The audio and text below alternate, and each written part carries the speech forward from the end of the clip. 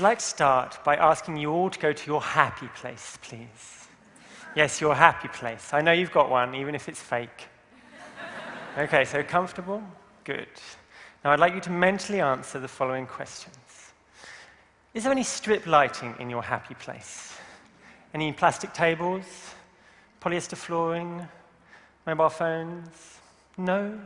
I think we all know that our happy place is meant to be somewhere natural, outdoors, on a beach, fireside. We'll be reading or eating or knitting.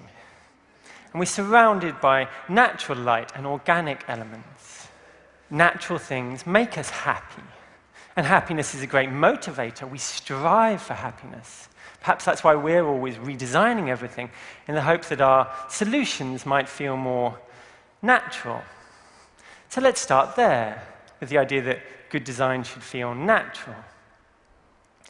Your phone is not very natural. And you probably think you're addicted to your phone, but you're really not.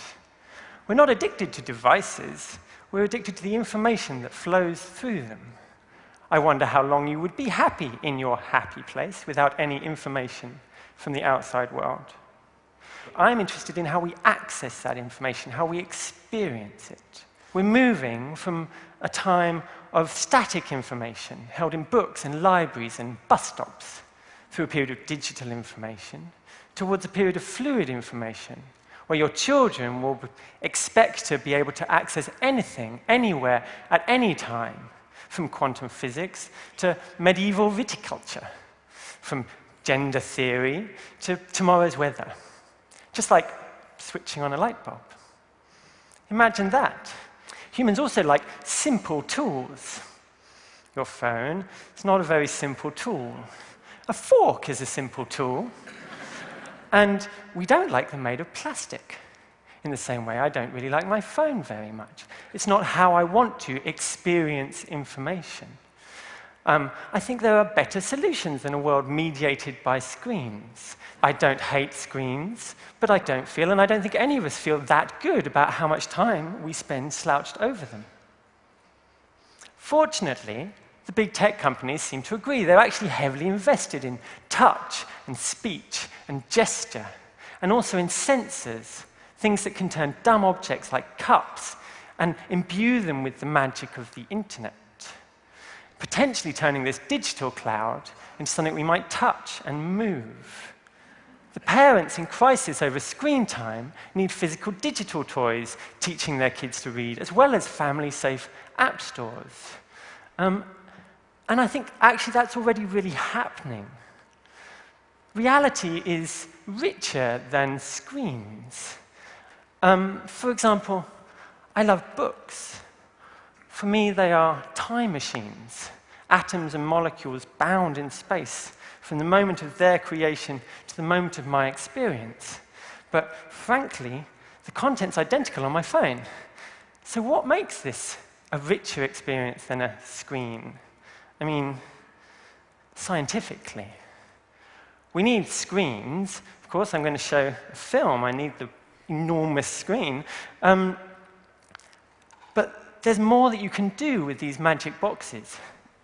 Your phone is not the internet's door bitch.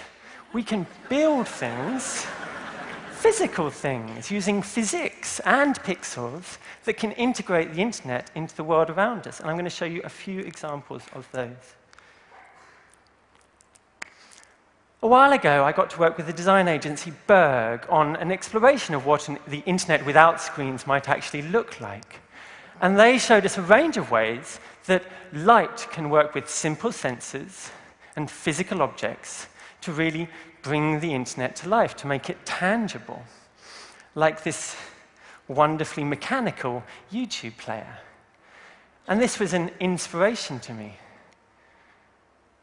Next, I worked with the Japanese agency AQ on a research project into mental health. We wanted to create an object that could capture the subjective data around mood swings that's so essential to diagnosis.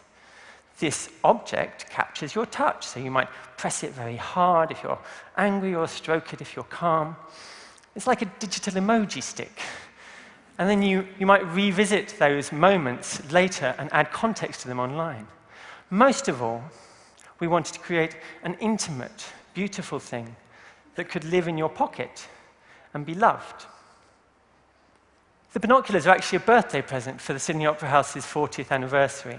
Our friends at Tellart in Boston brought over a pair of street binoculars, the kind you might find on the Empire State Building, and they fitted them with 360-degree views of other iconic World Heritage sites using Street View. And then we stuck them under the steps. So they became this very physical, simple reappropriation, like a portal to these other icons. So you might see Versailles or Shackleton's Hut. Basically, it's virtual reality circa 1955. In our office, we use hacky sacks to exchange URLs. This is incredibly simple. It's like your Opal card. We basically put a website on the little chip in here, and then you do this, and bosh, the website appears on your phone. It's about 10 cents.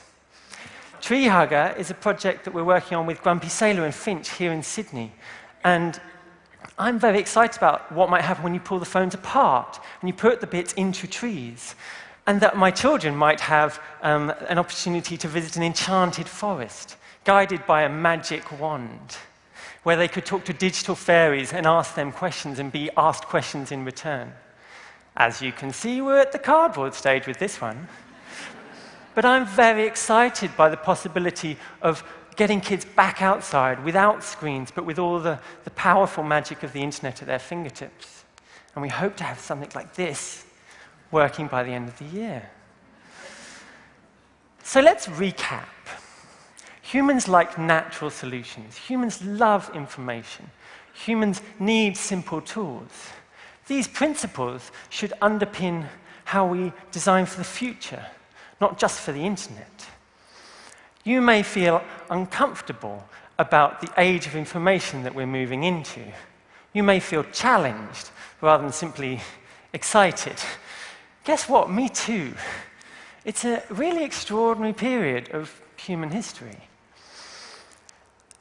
We are the people that actually build our world. There's no artificial intelligences yet. It's us, designers, architects, artists, engineers. And if we challenge ourselves, I think that actually we can have a happy place, filled with the information we love, that feels as natural and as simple as switching on a light bulb. And although it may seem inevitable that what the public want is watches and websites and widgets, maybe we could give a bit of thought to cork and light and hacky sacks. Thank you very much.